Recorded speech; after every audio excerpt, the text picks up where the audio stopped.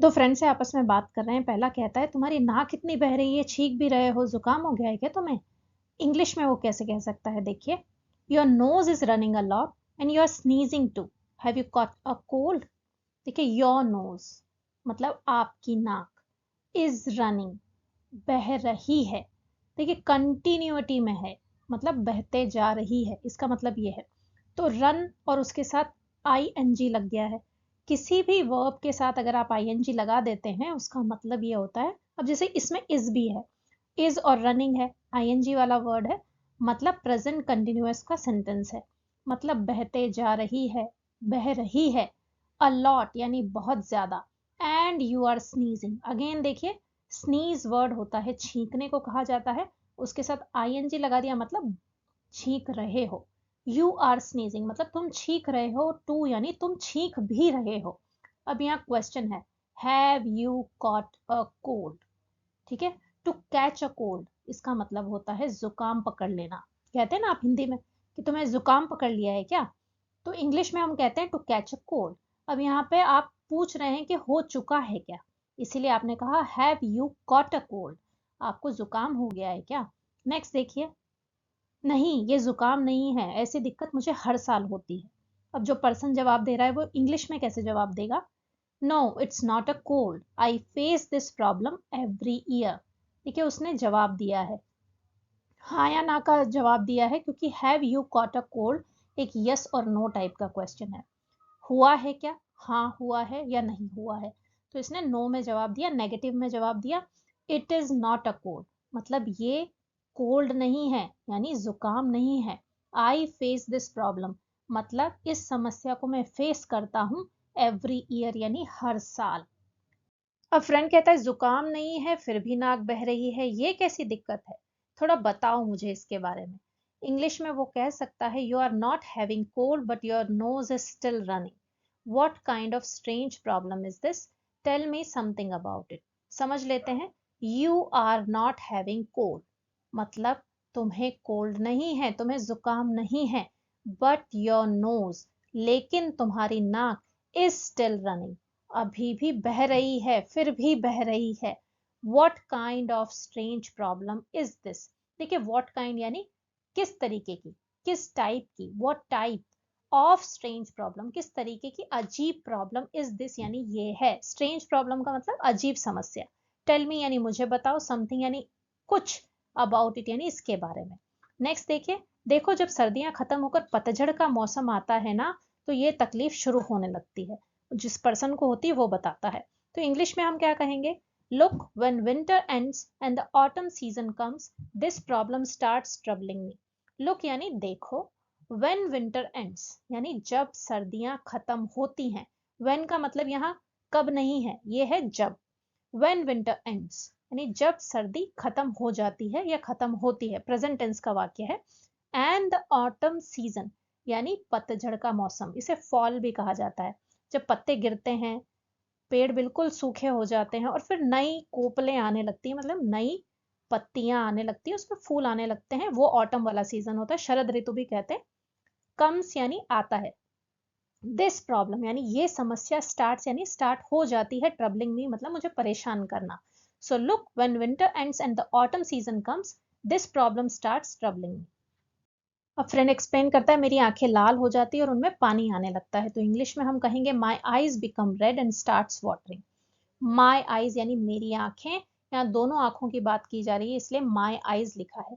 Become red यानी हो जाती है लाल, यहाँ बिकम्स नहीं आया है, ध्यान रखिएगा, क्योंकि प्लूरल सब्जेक्ट है। माई आईज प्लूरल है, दो आंखों की बात की जा रही है, इसलिए बिकम्स नहीं बिकम आएगा। अगर मैं कहती माई आई, मेरी एक आंख लाल हो जाती, तो मैं कहती माई आई बिकम्स रेड, मेरी एक आंख लाल हो जाती है, तब बिकम्स आता। And starts watering, when your I starts watering मतलब उसमें पानी आने लगता है, इसका मतलब ये होगा। नेक्स्ट देखिए, मेरी नाक सारा दिन बहते रहती है, आंखों में लगातार खुजली होने से मैं आंखें को मलता रहता हूँ और मुझे बहुत ज्यादा छींकें आती है, तो हम कहेंगे my nose runs the whole day.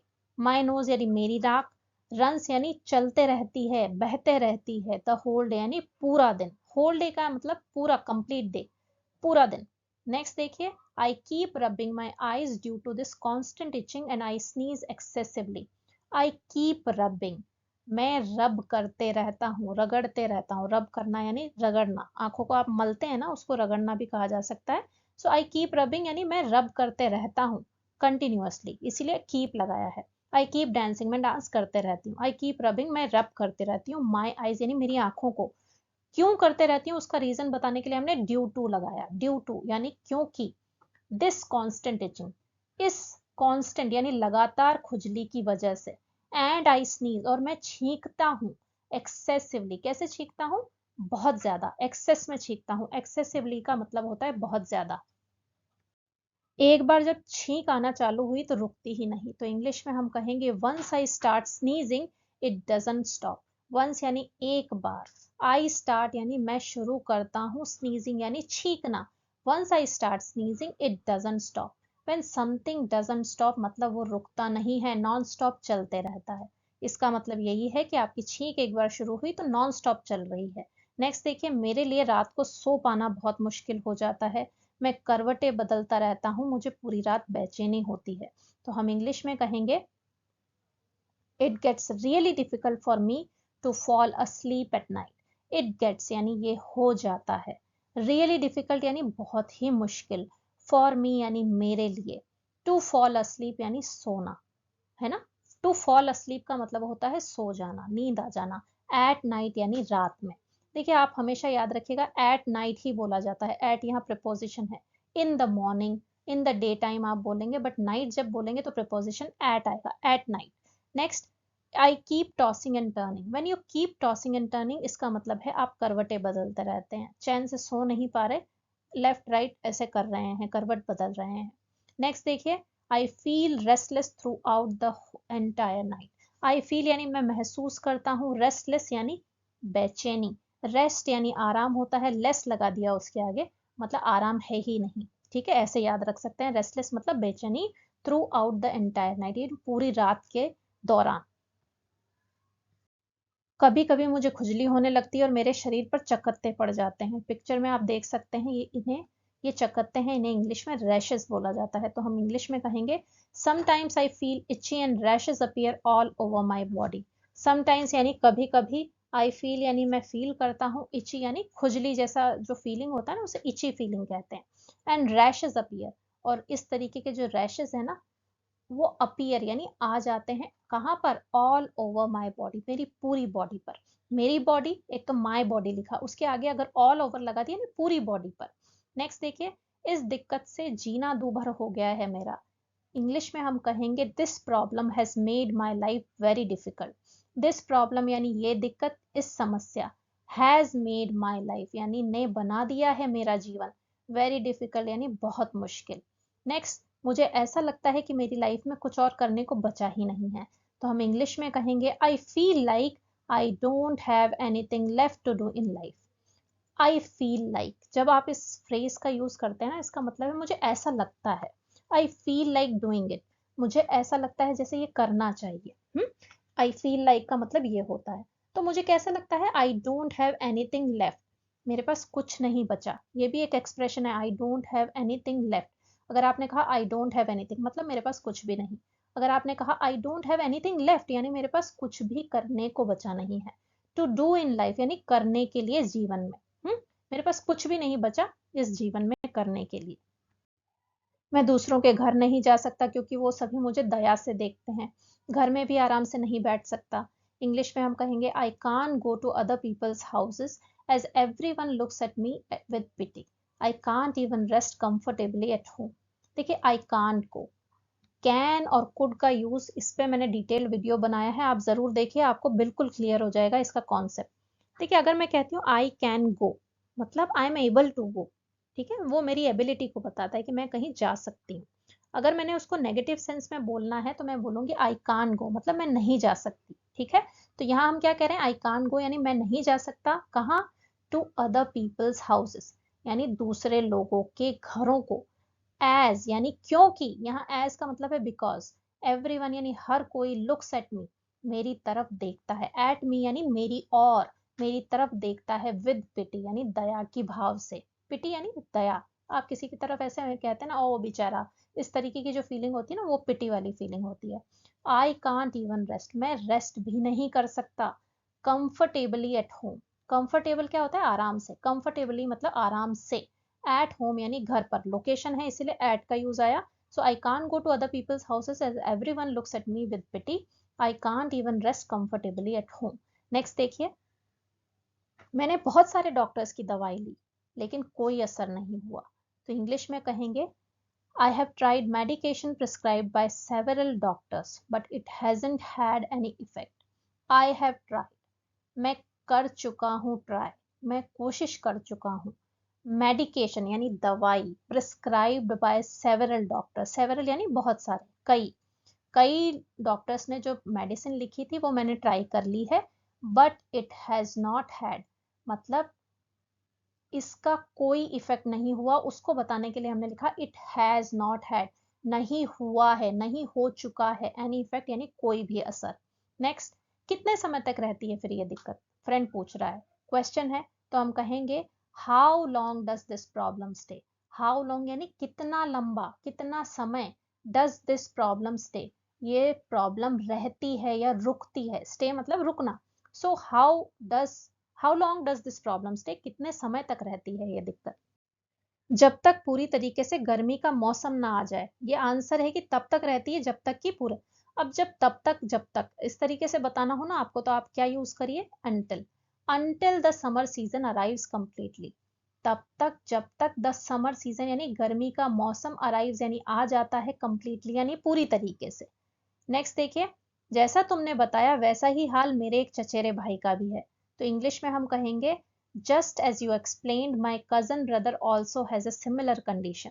देखिए, just as you explain, explain करना मतलब किसी को बताना, डिटेल में बताना। अब आप कह रहे हैं जस्ट एज यू एक्सप्लेन यानी जैसे तुमने बताया था, बताया है। माई कजन ब्रदर मेरा चचेरा भाई, ऑल्सो हैज को भी है, अ सिमिलर कंडीशन यानी ऐसी ही कंडीशन। उसने एक बहुत अच्छे एलर्जिस्ट को दिखाया था, उन्होंने बताया कि उसको एलर्जिक राइनाइटिस है। इंग्लिश में हम कहेंगे he consulted a very good allergist who told him that he has allergic rhinitis. देखिए, जब आप कंसल्ट करते हैं किसी को, उसका मतलब है आपने उनकी सलाह ली है, you have taken his advice. ठीक है, he consulted a very good allergist. Allergist क्या होता है, देखिए जब किसी एलर्जी रिलेटेड प्रॉब्लम के लिए आप किसी डॉक्टर को ढूंढते हैं ना, तो उस डॉक्टर को कहा जाता है एलर्जिस्ट। तो उसने किससे कंसल्ट किया, अच्छे एलर्जिस्ट से। हु टोल्ड हिम, हु यहाँ कौन नहीं है, इसका मतलब है जिसने, जिसने उसको बताया। हु टोल्ड हिम, जिसने उसको बताया था। दैट यानी कि, ही हैज मतलब उसको है एलर्जिक राइनाइटिस। अब देखिए आगे क्या है, इसका क्या मतलब है बताओ, ये क्या है, मैंने इसके बारे में पहले कभी नहीं सुना। हो सकता है आप में से भी कई लोगों ने इसके बारे में नहीं सुना हो, तो देखते हैं क्या है। What does that mean? Tell me what is it? I have never heard about this before. What does that mean? इसका मतलब क्या है, ये क्वेश्चन है, मीन यानी मतलब। अगर आप इस एक्सप्रेशन को यूज करते हैं, इसका मतलब आप पूछ रहे हैं कि इसका मतलब क्या है। What do you mean? Tell me यानी मुझे बताओ, what is it यानी ये क्या है। I have never heard, मैंने कभी नहीं सुना है, never यानी कभी नहीं, heard यानी सुना, have heard यानी कभी नहीं सुना है, about this यानी इसके बारे में, before यानी पहले। मैं तो ढूंढ ढूंढ कर परेशान हो गया कि ये बीमारी आखिर है क्या। कई बार होता है हमें, कुछ ऐसे सिम्टम्स होते हैं जो हमें समझ ही नहीं आते, ना डॉक्टर बता पाता है क्लियरली, तो वही हम यहाँ पे कह रहे हैं। तो हम इंग्लिश में कहेंगे I have always wandered what this problem actually is. देखिए, आई हैव ऑलवेज वंडर्ड मतलब मैंने हमेशा सोचा है, मैं हमेशा आश्चर्य में रहा हूँ। जब इस तरीके की बात कहनी होती है तो वंडर्ड का यूज करते हैं। व्हाट दिस प्रॉब्लम यानी ये प्रॉब्लम क्या, एक्चुअली इज यानी है, वास्तव में क्या है। ज्यादातर डॉक्टर्स बस दवाई लिखकर मोटी फीस लेने का काम करते हैं, क्या है क्यों है कोई बताता नहीं। तो इंग्लिश में हम कहेंगे most doctors just right prescriptions and charge hefty fees, they don't explain what it is और व्हाई इट हैपेंस। देखिए, मोस्ट डॉक्टर्स यानी ज्यादातर डॉक्टर्स, मोस्ट का मतलब क्या है, ज्यादा, तो ज्यादातर डॉक्टर्स जस्ट राइट यानी सिर्फ लिखते हैं, प्रिस्क्रिप्शंस यानी दवाइयां, एंड चार्ज और चार्ज करते हैं हेफ्टी फीस। हेफ्टी का मतलब मोटी, मोटी फीस यानी ज्यादा फीस। दे डोंट एक्सप्लेन यानी वो नहीं बताते, एक्सप्लेन नहीं करते। व्हाट इट इज यानी ये क्या है, और व्हाई इट हैपेंस और ये क्यों होता है। डॉक्टरों के पास जाने का मतलब है अपनी जेब में छेद करना, मतलब आपकी पॉकेट में होल बन जाए, इस तरीके का मतलब है, यानी आपकी पॉकेट खाली हो जाएगी, ये मतलब है। तो इंग्लिश में हम कहेंगे visiting doctors means digging a hole in your pocket. देखिए विजिटिंग डॉक्टर मीन्स मतलब डॉक्टरों के पास जाना, विजिट करने का मतलब है डिगिंग अ होल, यानी अपने मतलब कोई होल को डिग करना, खोदना, इन योर पॉकेट यानी पॉकेट में छेद हो जाए, ऐसा पॉकेट में होल करेंगे तो छेद ही हो जाएगा। और इसके बाद हम क्या कह रहे हैं, देखिए सही कहा, भगवान ना करे किसी को डॉक्टर के यहाँ चक्कर लगाने पड़े, तो इंग्लिश में हम क्या कहेंगे, absolutely right, God forbid anyone has to go to the doctor. देखिए आपको कभी किसी को बताना होता है ना कि तुम बिल्कुल सही कह रहे हो, तो आप क्या कहते हैं, absolutely right. God forbid, forbid का मतलब होता है मना करना, गॉड फॉरबिड इस फ्रेज का मतलब है भगवान ना करे, एनीवन यानी किसी को, हैज टू गो जाना पड़े, जाना ही हो, टू द डॉक्टर यानी डॉक्टर के पास। अब फ्रेंड प्रॉब्लम को बताने की कोशिश करता है एक्चुअली है क्या। देखो ये एक तरीके की एलर्जी है, तो इंग्लिश में हम कहेंगे see this is a kind of allergy. See यानी देखो, लुक भी कह सकते हैं आप, या लेट मी एक्सप्लेन इस तरीके से भी बता सकते हैं। आप एक्सप्लेन करने से पहले कुछ बोल रहे हैं, वो जस्ट एक एक्सप्रेशन है। दिस इज यानी ये है, अ काइंड ऑफ यानी एक तरीके की, एलर्जी यानी एलर्जी, सो ये एक तरीके की एलर्जी है। नेक्स्ट देखिए, बसंत ऋतु में जब धूल भरी हवाएं चलती है और नए फूल खिलते हैं तब कुछ लोगों को एलर्जी होती है, इसको हे फीवर भी कहा जाता है। इंग्लिश में हम क्या कहेंगे, when dusty wind blows and new flowers blossom during autumn season some people get allergies। देखिए when यानी जब, dusty wind, dust क्या होता है, धूल, डस्टी विंड यानी धूल भरी हवाएं, ब्लोज यानी चलती हैं, ठीक है ना, विंड ब्लोज, हवाएं जब चलती है तो उसे विंड ब्लोज कहा जाता है। एंड न्यू फ्लावर्स ब्लॉसम, और नए फूल खिलते हैं, फ्लावर्स जब ब्लॉसम हम इस तरीके से कहते हैं, मतलब हम फूलों के खिलने की बात कर रहे हैं। ड्यूरिंग यानी के दौरान, ऑटम सीजन यानी बसंत ऋतु, सम पीपल गेट एलर्जीज, तो जब धूल भरी हवाएं चलती हैं, नए फूल खिलते हैं ऑटम सीजन में, तो कुछ लोगों को एलर्जीज हो जाती हैं। This is called hay fever. इसका जो दूसरा नाम है ना एलर्जिक राइनाइटिस का, उसे हे फीवर कहा जाता है। तो हमने वही कहा, दिस इज यानी इसे, ऑल्सो कॉल्ड यानी कहा जाता है हे फीवर, इसे हे फीवर भी कहा जाता है। अब फ्रेंड आगे कहता है, जब आपके शरीर में कोई धूल या कोई और दूसरी चीज जाती है तो आपके शरीर का इम्यून सिस्टम उसको बाहर निकालने की कोशिश करता है। कोविड के टाइम आप सभी लोगों ने सुना होगा, इम्यूनिटी डेवलप करो, आपका इम्यून सिस्टम वीक हो गया है। इम्यून सिस्टम यानी आपकी रोग प्रतिरोधक जो प्रणाली है ना, उसे इम्यून सिस्टम कहते हैं, मतलब जो आपके शरीर को रोगों से बचाता है, डिजीज नहीं होने देता, वो आपकी इम्यूनिटी है। तो समझते हैं इसको कैसे बोलना है। व्हेन एनी डस्ट और other substance enters your body, देखिए व्हेन यानी जब, एनी डस्ट यानी कोई धूल, और अदर सब्सटेंस, सब्सटेंस यानी चीज, किसी चीज को सब्सटेंस कहा जाता है, अदर यानी कोई अन्य या दूसरी, दूसरी कोई चीज या dust, enters your body, enter करती है, योर बॉडी यानी आपकी बॉडी में, योर इम्यून सिस्टम यानी आपका इम्यून सिस्टम, ट्राइज यानी ट्राई करता है, कोशिश करता है, टू एक्सपेल इट, एक्सपेल यानी निकालने की, बाहर निकालने की। सो व्हेन एनी डस्ट और other substance enters your body, your immune system tries to expel. Friend कहता है आपके शरीर से एक केमिकल रिलीज होता है जिसे हिस्टामिन कहा जाता है, जिससे छींक खुजली होती है, नाक और आंखों से पानी आता है। इंग्लिश में वो कह सकता है, this results in the release of a chemical called histamine from your body leading to sneezing, itching and watery eyes. देखिए आपको थोड़ा कंफ्यूजन हो सकता है, मैं आपको समझाती हूँ। जब भी आपकी बॉडी में कोई फॉरेन पार्टिकल जाता है, जैसे मान लीजिए बैक्टीरिया चला गया, कोई कोई डस्ट चली गई, तो आपकी बॉडी एक्टिव हो जाती है, वाइट ब्लड सेल्स जो आपकी बॉडी में होते हैं वो एकदम से उस पर अटैक करने की कोशिश करते हैं, और उसमें हिस्टामिन करके एक केमिकल रिलीज होता है। अब उस केमिकल के रिलीज होने से आपकी बॉडी कुछ सिम्टम्स रिलीज करती है, जैसे आपकी आंखों में खुजली होने लगती है, या आपको छींक आती है, या आपकी आंखों में से पानी आता है, या कोई और सिम्टम्स आपको दिखाई देता है। उसका मतलब है आपकी बॉडी उस चीज को बाहर निकालने की कोशिश कर रही है। तो वही ये कहा जा रहा है, देखिए दिस रिजल्ट्स यानी इसका रिजल्ट जो होता है, इन द रिलीज यानी निकलने के लिए, इसका रिजल्ट क्या आता है, निकालता है ये ऑफ अ केमिकल, एक केमिकल को कॉल्ड यानी जिसे कहा जाता है हिस्टामिन। एक केमिकल निकलता है जिसकी वजह से उसे हिस्टामिन कहा जाता है, फ्रॉम योर बॉडी मतलब आपकी बॉडी से, लीडिंग टू जिसकी वजह से क्या होता है, स्नीजिंग यानी छींके आती है, इचिंग यानी खुजली होती है, एंड वाटरी आइज और आंखों में से पानी आता है। तो हिस्टामिन के वजह से ये सब चीजें होती है। फ्रेंड कहता है ये सर्दी लगने जैसा ही है लेकिन ये एलर्जी से होता है, इसमें डॉक्टर आपको एंटी हिस्टामिन देते हैं। इंग्लिश में हम कहेंगे it feels like catching a cold but it is caused by allergies rather than a virus. For this treatment doctors prescribe antihistamines. देखिए इट फील्स यानी ऐसा लगता है, लाइक कैचिंग अ कोल्ड जैसे आपने जुकाम हो गया हो या आपने जुकाम पकड़ लिया हो, it feels like catching a cold but लेकिन इट इज कॉज्ड बाय, ये होता है किसकी वजह से, बाय एलर्जीज यानी एलर्जीज की वजह से होता है, rather than अ वायरस, एक वायरस के बजाय ये एलर्जीज से होता है। फॉर दिस ट्रीटमेंट यानी इसके इलाज के लिए, फॉर यानी के लिए, इस इलाज के लिए डॉक्टर्स प्रिस्क्राइब एंटीहिस्टामिन्स, डॉक्टर्स क्या देते हैं आपको, मेडिसिन देते हैं जिससे क्या कहा जाता है, कौन सी कैटेगरी में आती है वो, एंटीहिस्टामिन्स।